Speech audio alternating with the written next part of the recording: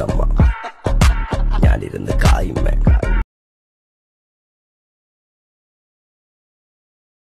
তো গাইস আপনারা যদি এই ধরনের হোয়াটসঅ্যাপ স্ট্যাটাস বা ভিডিও এডিট করতে চাও তাহলে চ্যানেলটি সাবস্ক্রাইব করে বেল আইকনটি প্রেস করে দেবেন।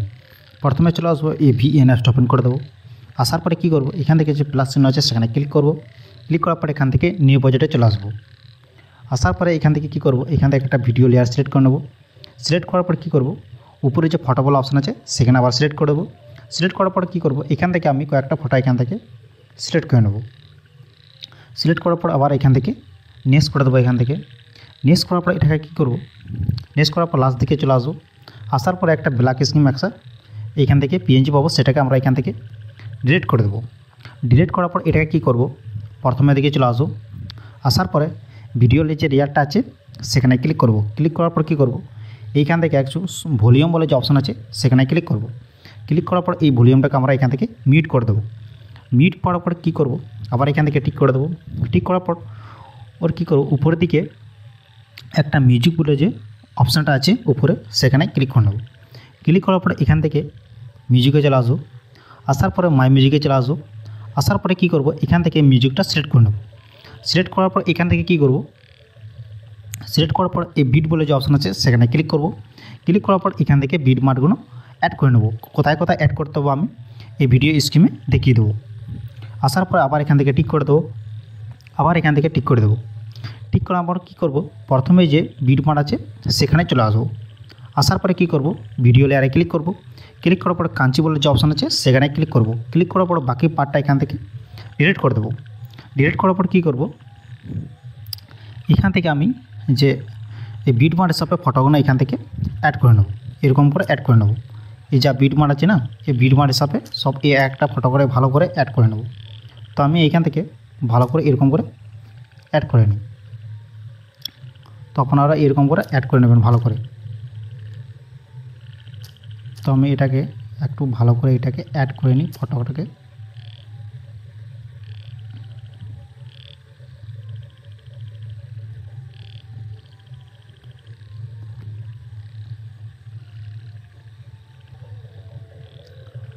তো আমি এখান থেকে ফটোটা সবাই অ্যাড করে নিলাম। এটাকে অ্যাড করার পর এটাকে কী করব, এই প্রথমে দিকে চলে আসবো।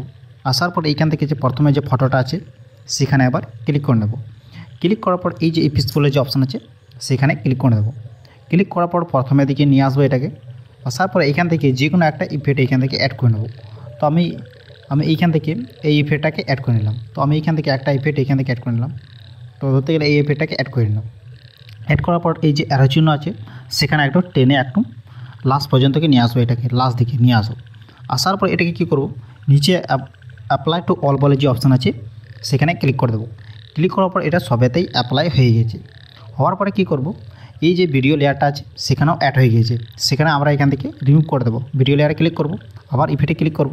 ক্লিক করার পর প্রথমে দিকে